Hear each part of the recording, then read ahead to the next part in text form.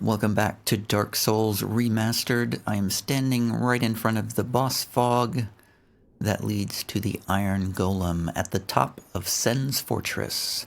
We have just come back from dispatching the giant at the top who was throwing those fire boulders. Now we see a tower out here, and I think I am going to go out here. For one thing, it's a nice scenery. We can see the Iron Golem out there again. Out there we can see all kinds of places. There's a heavy knight that we once fought. There's the Bell Gargoyle boss fight area and the bell tower where we rang the first bell of awakening out there in the distance. Along with various other areas, probably. That forest down there, I feel like that might be like Darkroot Garden out there. I'm not sure about that, but it looks kind of like it. So out here in this tower, since we are human right now, we see a summon sign. This guy is Iron Tarkus. So I believe I'm just going to go ahead and summon this guy for the boss fight because I just kind of want to get it over with. I don't want to spend all day fighting bosses. My very first playthrough of Dark Souls, believe it or not, I actually defeated all the bosses solo. Well, most of the bosses. I didn't fight every single boss in the game, but I defeated most of them solo, and also, believe it or not, I was not aware of the kindling that you could do to bonfires, so I did most of them with 5 Estus flasks. So that was kind of it's kind of funny to think about it now, but alright, let's just go in here and get this boss. Oh, you know, actually, I actually meant to use a different weapon too. I was going to use my mace for this, because I think he's, I was going to use my mace and a gold pine resin. So, Tarkus is really helpful in this fight. Because he does a lot of damage. Oh my god, we just knocked him off the side. That was awesome. That's the first time that's ever happened to me. That was awesome. We got a humanity and a core of an Iron Golem. Thanks, Iron Tarkus. He vanished. And that was that. That's how easy a boss fight can be in Dark Souls. That was pure luck. I was not planning that. I had no idea that was going to happen. I had heard that you could do that, but I've never done that before. I had the wrong ring on anyway, so it's just as well. It's just as well. I didn't even really have to do anything. I think Iron Tarkus did most of that work. The Iron Golem was staggered there. I don't know if you noticed that. If you can stagger him if you like attack his legs, and he'll just stand there staggering. So he was staggered, and I think I only hit him one time. I'm looking for his soul. So we got Moonlight Butterfly, Quelaag, and now we have the core of an Iron Golem. The soul serving as the core of the Iron Golem, guardian of Sen's Fortress and slayer of countless heroes seeking Anor Londo. Originally a bone of an everlasting dragon. Used to acquire a huge amount of souls or to create unique weapons. I'm not really sure where to go to make the weapons, actually. There's a blacksmith in Anor Londo that I think makes some. And I think I also read that the guy way down in the depths, that merchant that we found down there, I think I read that he will also make boss weapons. And I also think I read that he moves to Firelink Shrine at some point. Let's look at some bloodstains, people fighting the golem. getting knocked back.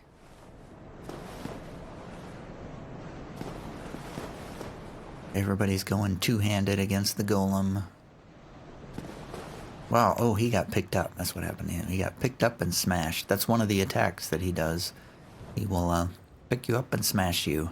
So let me check my notes here. I believe we are ready to examine this ring of light sitting here. And I can tell you that the effect of the ring of light is slightly improved in the remaster. It's actually sort of glowing and flaming almost. It didn't used to do that. It was just a plain white ring on the ground. So let's examine it and see what happens.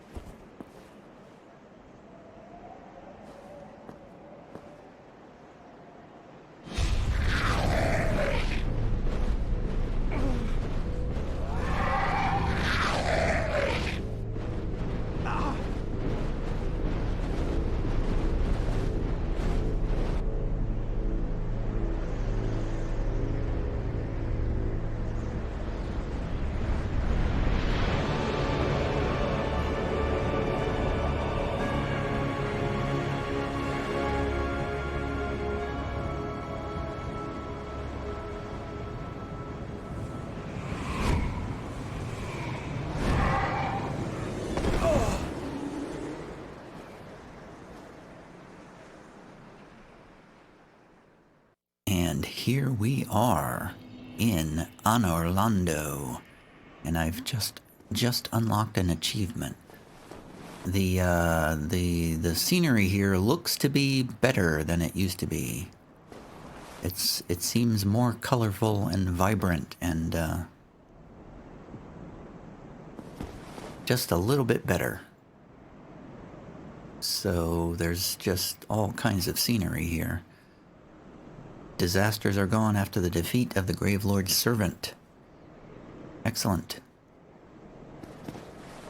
So I'm doing my typical thing where I run around with a whole bunch of souls and forget to put on a ring of sacrifice. So I'm going to actually put on a ring of sacrifice. That was my dog, who loves to come into this room and shake her head and make noise. So if I need to get back from Anor Londo, we can talk to this guy, this gargoyle up there, and he will take us back to the site of the Iron Golem boss fight.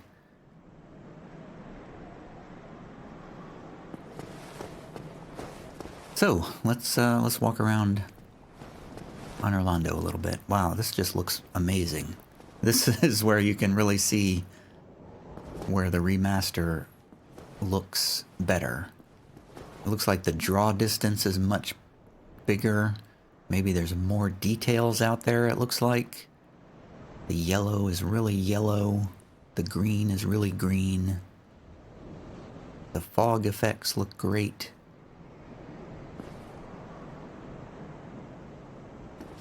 I mean, it's still not as good as like a modern game, but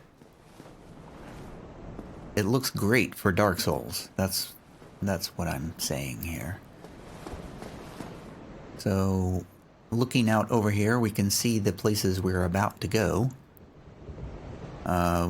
Generally speaking, well, first we're going to walk down there and deal with that guy. But after that, we're going to walk out onto... we're actually going to... Oh, okay, that's where we're going to go. We're going to go to that sort of conical tower-looking thing. We're going to ride an elevator down. We're going to walk out onto that walkway there. We're actually going to take a left and go through a big church, and then we're going to come back to that center contraption in the middle, and eventually we're going to move on to that gigantic cathedral-looking place over there. We're also going to go to the right, around to the right of it. That's how we get in. And then we're going to explore tons of stuff inside. And all of that is going to lead to the Lord Vessel. And it's going to take a while to get through that. So, That's what's coming up in future videos. So I'm not quite sure. I think I'm just going to run past these guys because I don't really need to fight them. There's 2 more there. I forget what those things are called. They're actually not bothering me, so that's pretty cool. We're going to walk out here. Wow, this place looks really nice. I'm not sure you can get to that place up there, but it's a neat looking place up there on the hill. Across from us, there's another area with more of those knights, but I'm going to turn to the left and go down the stairs where we find a bonfire, and this bonfire is already lit. What? That means there's a Firekeeper here. So I was, I actually, I mentioned in a previous video, I was confused why Firekeepers were required to light, were required for some bonfires, but I could light any bonfire without requiring Firekeepers. I'm still not sure that I know the answer, but one thing I can say is whenever you come across a bonfire that's already lit, that means that it's run by a Firekeeper. So it's only the ones that I have to light that don't have a Firekeeper with them. I don't know if that makes any sense. It's still kind of confusing to me, but whatever. This one was already lit when we got here, so that means there's a Firekeeper. Let's talk to this person leaning against the wall here. Well, you are a rare visitor. Welcome to the lost city of Anor Londo, chosen undead. If you seek Lord Gwyn's old keep, exit here and head straight yonder. If you are the chosen one, a revelation shall visit thee. What follows thereafter depends upon you. Tell me more. What is it? What am I? Well, I am the keeper of the bonfire. If not for me, what beacon would there be in this lost city? A gatekeeper and a guide. That is my calling. Her voice sounds very familiar. The bonfires attended by the keepers are special. They are linked to one another, and their flames never die. Yet never shall the keepers of these flames meet. If you require rest, now is the time. That is, after all, what the bonfire is for. If you require rest, that... Yeah, her voice sounds really familiar. I feel like that sounds like the same... Well, I mean, it's kind of a generic, you know, high British accent, but it sounds like the voice of... I can't remember her name, from Dark Souls 3, the Chaos Witch, I believe, or the Chaos Pyromancer. I forget her name. You come across her like halfway through the game. You have to rescue her from a cell, and then she goes back to Firelink Shrine. That's who that voice reminds me of. I mean, I'm sure it's not the same character in the game, obviously, but it sounds like the same voice actor. Anyway, I'm going to rest here. I'm going to repair my equipment. I'm still sticking with the Wanderer's coat and the Gargoyle helm, because I have no need to change yet. You know, this might be a good time, actually, to level up.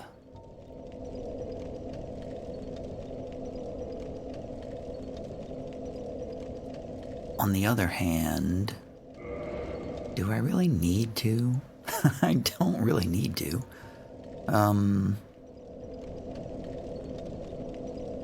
Let me check my weapon.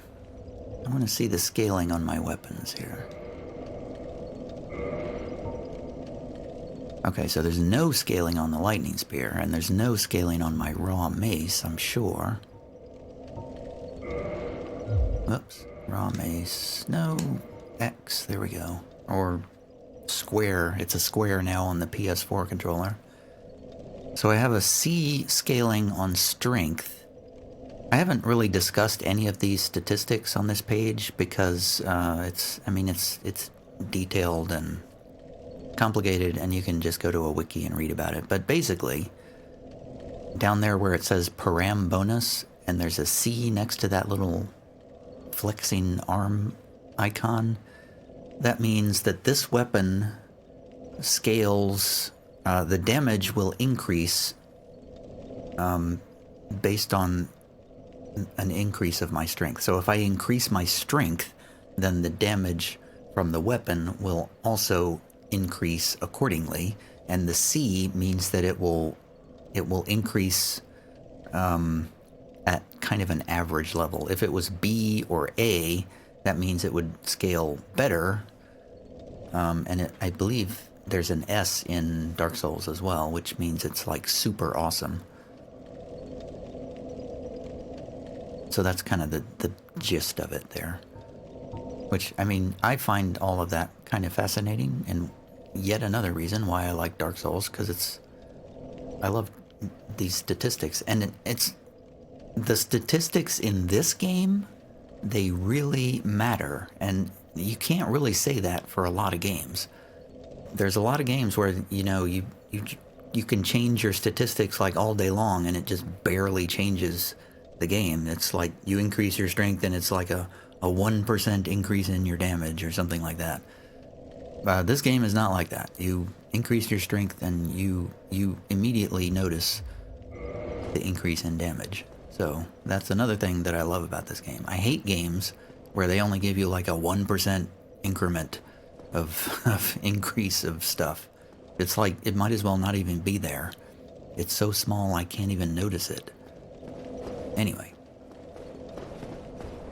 I could go on all day about why I like Dark Souls, but just assume that because I'm doing a whole playthrough here, that means I like Dark Souls. I don't do complete playthroughs of games that I don't like, so we're gonna move on here.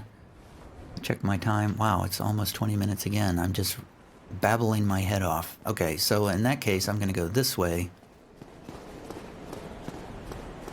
and quickly look at what's over here, and then I guess I'll go down the elevator in the next episode, and I'll try to stay focused on what I'm doing. So I think we actually need to fight our way through this guy. I think I will try to do. I'm not sure how the mace does against these guys. These guys look pretty good too. Ooh, wow. Oh, yeah, I tried to roll and missed the roll. Oh, wow, not very much damage. Wow, I can't get over how much more colorful this looks in the remaster. Staggered him. Awesome. I don't think you can backstab these guys. Staggered him again. Or interrupted him, I guess. Boom, there we go. So, yeah, that's wasn't great damage, but we didn't get anything. So I'm gonna keep my Ring of Sacrifice on. I think before I got all distracted with talking about how great Dark Souls is, I was considering leveling up, and then I got completely distracted. Wow, this looks really nice. This area, I can really see the difference in the remaster in this area. It's the first time it's really jumped out at me like, oh my god, this looks so much better. This door is just like super yellow, and it wasn't like that before. So yeah, we have a giant yellow doorway here. Looks like a great time for a screenshot. Let's see. Examine the brilliant light. Sealed by the great lord's power. So we can't go that way. So we have to do something to unlock that.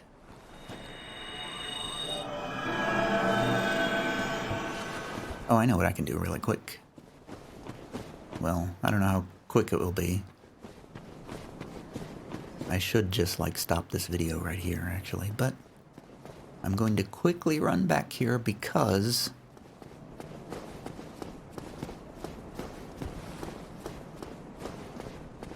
there are 2 chests in this area. There's also a statue behind those 2 knights. And, he is somebody that we will be seeing again. And if I'm not mistaken, if I run across to the other side, this enormous courtyard here that takes forever to run across,